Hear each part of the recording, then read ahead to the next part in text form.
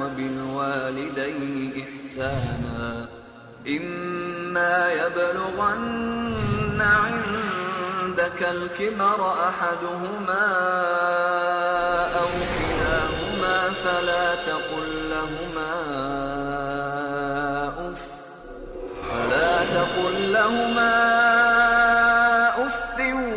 ولا تنهرهما. السلام علیکم ورحمۃ اللہ وبرکاتہ.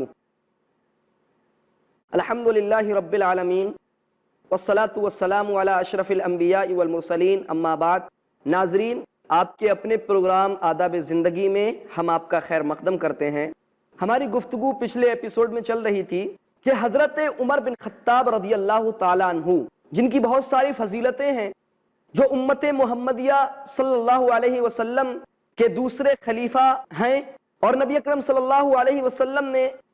ان کی بیٹی حضرت حفصہ رضی اللہ تعالی عنہا سے عقد بھی کیا، نکاح بھی کیا. اس اعتبار سے آپ کے خسر ہو جاتے ہیں. اس کے علاوہ حضرت عمر بن خطاب رضی اللہ تعالی عنہ کے دیگر فضائل احادیث کے کتاب میں موجود ہیں، اس کو بیان کرنے کی ضرورت نہیں. مدد، ضرورت ایک مسلمان بھائی دوسرے مسلمان بھائی کی کس طرح کرتا ہے، دیکھیں حضرت عمر بن خطاب رضی اللہ تعالیٰ عنہ کی شخصیت میں وہ چیز اللہ سبحانہ و تعالیٰ نے ودیعت کر رکھی تھی، وہ چیز موجود تھی. امام ذہبی رحمۃ اللہ علیہ نے اپنی کتاب سیر اعلام النبلاء کے اندر اس چیز کو بیان کیا ہے. ہم اور آپ بخوبی اس بات کو جانتے ہیں کہ حضرت عمر بن خطاب رضی اللہ تعالیٰ عنہ کو جب خلیفہ بنایا گیا تو اللہ کا یہ بندہ مغرور، گھمنڈ میں مبتلا نہیں ہوا، مغرور نہیں ہو گیا، غرور و گھمنڈ، کبر و نخوت میں نہیں مبتلا ہو گیا، بلکہ اللہ کا یہ بندہ جب لوگ سو رہے ہوتے، جب دنیا سو رہی ہوتی، رات کی تاریکی ہوتی، یہ اللہ کا بندہ ایک مسلمان بھائی ہونے کے ناطے اپنے بھائی کی غمخواری کرنے کی فکر میں لگا رہتا اور راتوں کو گلیوں میں گشت کرتا پھرتا کہ کہیں ایسا تو نہیں، کہیں ایسا تو نہیں کسی کو تکلیف ہے، کہیں ایسا تو نہیں کسی کو پریشانی لاحق ہے، کہیں ایسا تو نہیں کوئی حاجت مند ہے، کہیں ایسا تو نہیں کوئی ضرورت مند ہے، کہیں ایسا تو نہیں کسی کو ضرورت ہے اور میں اس کی ضرورت پوری نہیں کر پاتا ہوں. حضرت عمر بن خطاب رضی اللہ تعالیٰ عنہ کا یہ معمول تھا. اللہ کا یہ بندہ راتوں میں گشت لگاتا، گلیوں کے اندر پھرتا کہ کہیں ایسا تو نہیں میری حکومت میں، میری خلافت میں، میری عمارت میں کوئی اللہ کا بندہ، کوئی میرا مسلمان بھائی پریشان حال تو نہیں ہے. ایک مرتبہ نکلے، ایک دور دراز جگہ پر پہنچے، کیا دیکھتے ہیں؟ ایک کٹیا ہے، ایک چھوٹی سی جھونپڑی ہے، اس کے اندر داخل ہوئے، دیکھا ایک بوڑھی عورت ہے، اس کے چھوٹے چھوٹے ننھے سے معصوم سے بچے ہیں، بڑی بوڑھی عورت ہے، خود کما نہیں سکتی. حضرت عمر بن خطاب رضی اللہ تعالیٰ عنہ اس کے یہاں جاتے اور چپکے سے رات کے اندر جو اس کو ضرورت ہوتی اس کی ضرورت پوری کرتے. یہ تھا اللہ سبحانہ و تعالی کے فرمان، پیارے رسول صلی اللہ علیہ وسلم کے فرمان کو دل جان سے لگا لینے اور اس پر عمل کرنے کا جذبہ. حضرت ابوبکر صدیق رضی اللہ تعالیٰ عنہ کا بھی یہی معمول تھا. خلافت جب ان کے ہاتھ میں آئی، عمارت ان کے ہاتھ میں آئی، اللہ سبحانہ و تعالی حضرت عمر بن خطاب رضی اللہ تعالیٰ عنہ جب اس عورت کے گھر میں جاتے تو اس کی حاجت کو پورا کرتے، کیونکہ اس کے گھر کے اندر کوئی ایسا فرد، کوئی ایسا شخص موجود نہیں تھا جو اس کے لیے کما کر لاتا، جو اس کو کھلاتا پلاتا، اور چھوٹے سے اس کے ننھے سے بچے بھی تھے. حضرت عمر بن خطاب رضی اللہ تعالیٰ عنہ کو اس پر بڑا ترس آیا کہ میری خلافت کے اندر، میری عمارت کے اندر، میری حکومت کے اندر ایک مسلمان عورت، ایک مسلمان بہن اس حالت میں. حضرت عمر بن خطاب رضی اللہ تعالیٰ عنہ سے یہ چیز دیکھی نہیں گئی. وہ چپکے چپکے رات کی تاریکی کے اندر جاتے اور اس کے بچوں کے لیے غذا فراہم کرتے،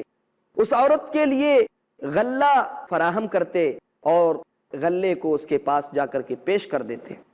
کھانے پینے کا سامان اس کے پاس جا کر پہنچاتے. کیوں؟ حضرت عمر رضی اللہ تعالیٰ عنہ کو ضرورت نہیں تھی، انہیں کیا لینا دینا کہ کوئی دور دراز عورت ہے ہوگی،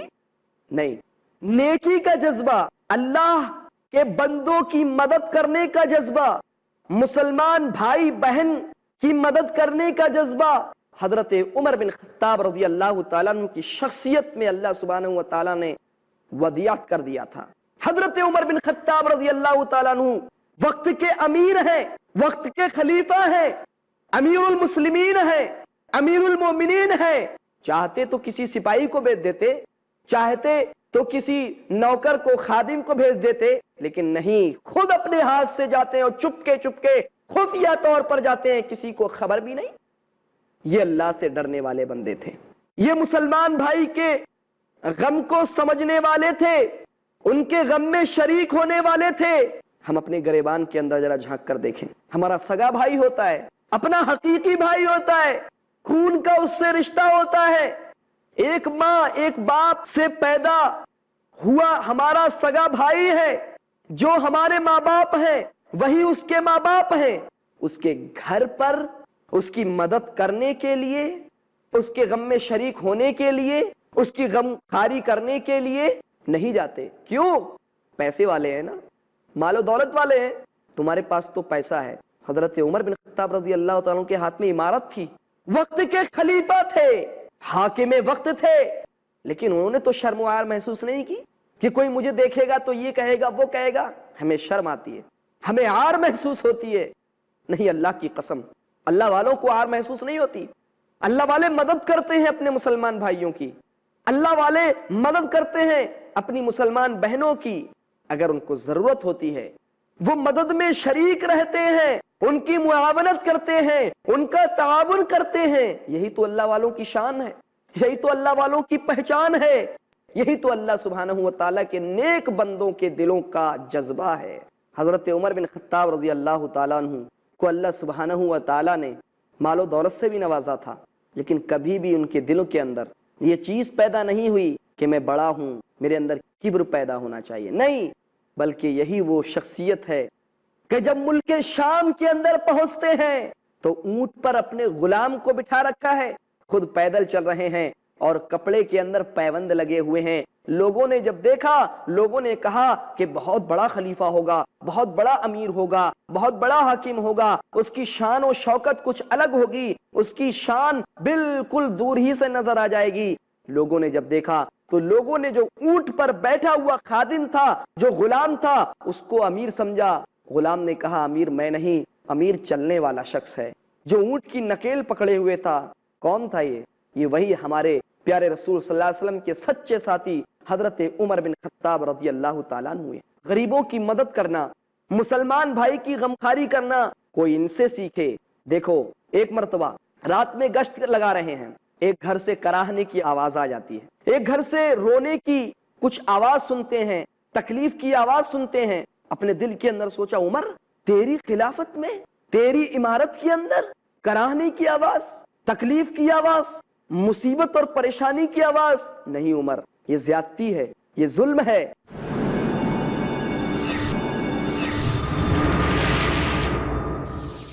حضرت عمر بن خطاب رضی اللہ تعالیٰ عنہ اس گھر کے اندر داخل ہوتے ہیں تو کیا دیکھتے ہیں کہ ایک خاتون ہے جو وضع حمل کے قریب ہے، بچہ جننے کے قریب ہے۔ حضرت عمر بن خطاب رضی اللہ تعالیٰ عنہ نے جب اس چیز کو دیکھا، فوراً اپنے گھر میں تیزی کے ساتھ گئے اور اپنی بیوی سے اس چیز کو بیان کیا اور اپنی بیوی کو اس عورت کے پاس لے کر آتے ہیں اور اپنی بیوی سے ایک دائی کا کام کرواتے ہیں۔ جس طرح ایک دائی کام کرتی ہے، اسی طرح ان کی بیوی نے وہ کام کیا۔ حالانکہ اگر دیکھا جائے یہ وقت کے حاکم ہیں اور حاکم وقت کی بیوی ایسا کام کرے، اور بھی تو نوکرانی ہو سکتی تھی، اور بھی خادمائیں ہو سکتی تھی، ان کو بلا سکتے تھے۔ نہیں، حضرت عمر بن خطاب رضی اللہ تعالیٰ عنہ چاہتے تھے کہ یہ ثواب وہ خود اپنے ہاتھوں سے کمائیں، اپنے گھر والوں کو اس ثواب تک پہنچائیں۔ یہ جذبہ تھا اللہ سبحانہ و تعالیٰ کے بندوں کی مدد کرنے کا۔ واللہ فی عون العبد ما کان العبد فی عون اخیہ۔ یہی وجہ تھی کہ حضرت عمر بن خطاب رضی اللہ تعالیٰ عنہ کی شخصیت کو دنیا یاد کرتی ہے، اور انشاءاللہ العزیز تا قیامت ان کا ذکر خیر، ان کا بہترین ذکر منبر و محراب سے ہوتا رہے گا انشاءاللہ۔ کیوں؟ کیونکہ اللہ سبحانہ و تعالیٰ ایسے لوگوں کے ذکر کو، ایسے لوگوں کی یاد کو بڑھا دیتا ہے، بلند کر دیتا ہے ایسے لوگوں کا ذکر جو اپنے مسلمان بھائیوں کی مدد کرنے والے ہوتے ہیں۔ نبی اکرم صلی اللہ علیہ وسلم نے حدیث کے آگے ٹکڑے کے اندر فرمایا، من ستر مسلمن سترہ اللہ یوم القیامہ، جو شخص کسی مسلمان کی پردہ پوشی کرے گا، اس کے عیوب کو چھپا دے گا، اس کی پوشیدہ چیزوں کو جس کو اس کے علاوہ کوئی نہیں جانتا ہے ان پر پردہ ڈال دے گا، سترہ اللہ یوم القیامہ، اللہ سبحانہ و تعالی قیامت کے دن پردہ پوشی کر دے گا ان عیوب کی، ان گناہوں پر، جو گناہ، جو خطائیں، جو بڑے بڑے گناہ اس نے دنیا کے اندر کیے تھے۔ یعنی اس حدیث کے اندر نبی اکرم صلی اللہ علیہ وسلم یہ بتانا چاہتے ہیں، ہمارا ایک مسلمان بھائی ہے، اگر ہم نے اس کو دیکھ لیا ہے کہ وہ کسی غلطی میں مبتلا ہو گیا ہے، کوئی عیب ہے اس کے یہاں، کوئی غلطی اس نے کر رکھی ہے، گناہ کر رکھا ہے، لیکن یہ چیز صرف آپ کے اور اس کے درمیان ہے، دنیا والوں میں صرف آپ تھے، وہ تھا، عرش والا تو دیکھ ہی رہا ہے، لیکن اس کے باوجود بھی آپ نے اس کا اعلان نہیں کیا، آپ نے اس کو لوگوں کے سامنے بیان نہیں کیا، آپ نے اس کو بے عزت نہیں کیا، آپ نے اس کو ذلیل و رسوا نہیں کیا، آپ نے اس کو ہر طرح کی ذلت و رسوائی سے محفوظ رکھا اور اسے سمجھا بھی دیا کہ بھائی جان یہ غلط بات ہے، یہ اچھی چیز نہیں ہے، اس سے باز رہنا چاہیے آپ کو، اور وہ باز بھی آ جاتا ہے، سترہ اللہ یوم القیامہ، قیامت کے دن اللہ سبحانہ و تعالی اس کو چھپا دے گا، اس کے گناہوں کو جو دنیا کے اندر اس نے کر رکھے تھے اس کو چھپا دے گا، اس پر پردہ ڈال دے گا، اس کی پردہ پوشی کر دے گا۔ اور جانتے ہیں قیامت کے دن کے اندر اللہ سبحانہ و تعالی مجرموں کی الگ الگ صف لگوائے گا، وَامْتَازُوا الْيَوْمَ أَيُّهَا الْمُجْرِمُونَ، مجرموں الگ الگ ہو جاؤ، آج سب کی صفوں کو الگ کر دے گا۔ لیکن یہ بندہ جس نے دنیا کے اندر گناہ تو کیا تھا، لیکن چونکہ اس نے دوسرے مسلمان بھائی کی پردہ پوشی کر رکھی تھی، اس کو چھپا لیا تھا، اللہ سبحانہ و تعالیٰ اس کے عیوب کو چھپا دے گا، اور جو اس نے گناہ کر رکھا تھا اللہ سبحانہ و تعالیٰ اس کو معاف کر دے گا، اس پر پردہ ڈال دے گا۔ یہ ہے فضیلت ایسے مسلمان شخص کی، جو مسلمان شخص اپنے مسلمان بھائی کی مدد میں شامل ہوتا ہے، اپنے مسلمان بھائی کی حاجت میں شامل ہوتا ہے، اپنے مسلمان بھائی کی ضرورت میں شامل ہوتا ہے، اس کے غم میں شریک ہوتا ہے، اس کی مصیبت اور پریشانیوں کو دور کرنے کی حتی الامکان کوشش کرتا ہے۔ اور دراصل مسلمان کا معاملہ جو ہوتا ہے بہت عجیب ہوتا ہے۔ کیوں؟ وہ ایک دوسرے کی مدد کرتے ہیں، ایک دوسرے کے غم میں شریک ہوتے ہیں۔ نبی اکرم صلی اللہ علیہ وسلم فرمایا، المؤمن للمؤمن کالبنیان یشد بعضہ بعضا، کہ مومن مومن کے لیے عمارت کی مانند ہے، ایک محل کی مانند ہے، ایک بلڈنگ کی مانند ہے، یشد بعضہ بعضا، جس بلڈنگ کا بعض حصہ بعض کو مضبوط کرتا ہے، بعینہ، اسی طرح ایک مومن شخص اپنے مومن بھائی کی، ایک مسلمان شخص اپنے مسلمان بھائی کی مدد کرتا ہے اور مدد کے ذریعہ اسے تقویت پہنچاتا ہے، اس کو طاقتور بناتا ہے۔ آپ دیکھتے ہیں عمارت، ایک گھر ہے، گھر کو کس طرح مضبوط کیا جاتا ہے کہ اینٹ پر اینٹ رکھ کر کے، اور وہ بھی ملا کر کے رکھا جاتا ہے، ایک اینٹ کو دوسری اینٹ پر رکھتے ہیں، پھر اس کو سیمنٹ وغیرہ سے پختہ کرتے ہیں، اس کے اندر لوہا وغیرہ کا استعمال کرتے ہیں، وہ عمارت بہت ہی مضبوط ہو جاتی ہے۔ اسی طرح ایک مومن بھائی اپنے مومن بھائی کی، ایک مسلمان بھائی اپنے مسلمان بھائی کی مدد کرتا ہے اور اس کو قوت بخشتا ہے، اس کو طاقتور بناتا ہے، اس کو تقویت پہنچاتا ہے۔ نبی اکرم صلی اللہ علیہ وسلم نے طریقہ بتایا، وَشَبَّكَ بَيْنَ أَصَابِعِهِ، اور نبی اکرم صلی اللہ علیہ وسلم نے اپنی انگلیوں کے درمیان تشبیک کی، یعنی دائیں ہاتھ کی انگلیوں کو بائیں ہاتھ کی انگلیوں میں ڈالا، وَشَبَّكَ بَيْنَ أَصَابِعِهِ، اپنی انگلیوں کے درمیان تشبیک کی، ان کو ملایا، جوڑا، اور فرمایا کہ جس طرح یہ ہاتھ، یہ انگلیاں اس انگلیوں میں داخل ہو کر کے اس کو طاقتور بناتی ہیں، اسی طرح ایک مومن بھائی اپنے مومن بھائی کی مدد کرتے ہوئے اس کو طاقت بخشتا ہے، اس کی طاقت کو اور قوت بخشتا ہے۔ ایک سوال کرنے والا آیا، ایک حاجت مند آیا، کچھ ضرورت تھی، اس کو مانگنے لگا، نبی اکرم صلی اللہ علیہ وسلم نے فرمایا، اشفعوا فلتؤجروا، اپنے مسلمان بھائیوں کی سفارش کرو، اشفعوا، سفارش کرو، یعنی جہاں پر معلوم ہے کہ اس کو حق ملنا چاہیے تو کوشش کرو کہ سفارش کرا کے اس کا حق دلاؤ، تم حاجت پوری کرو، ضرورت پوری کرو، فل تؤجروا، حاجت پوری کرو گے فائدہ ہوگا دنیا میں بھی آخرت میں بھی، تمہیں ثواب ملے گا، فل تؤجروا، تم اجر دیے جاؤ گے، تمہیں ثواب ملے گا اپنے بھائی کی حاجت کو پوری کرنے کی وجہ سے۔ یہ ہے نبی اکرم صلی اللہ علیہ وسلم کا اس حدیث کے اندر مومن کا مومن بھائی کی مدد کرنے کا کیا فائدہ ہے اس چیز کو بیان کرنا۔ بعض کو بعض سے تقویت ملتی ہے، یہ اسی طرح ہے۔ مثال کے طور پر ایک آدمی تھا، راستے کے اندر جنگل ہے، صحرا ہے، بیابان علاقہ ہے، نہ چرند ہے نہ پرند ہے، کوئی نظر ہی نہیں آتا، آخر کرے تو کیا کرے؟ خوف زدہ رہتا ہے، وحشت میں مبتلا رہتا ہے، ایسا شخص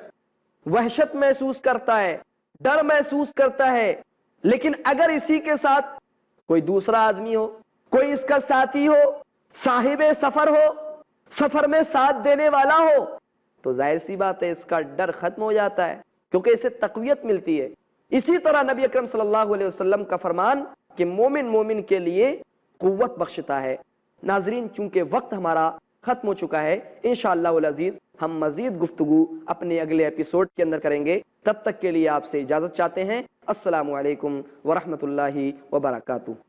وَقَضَى رَبُّكَ أَلَّا تَعْبُدُوا إِلَّا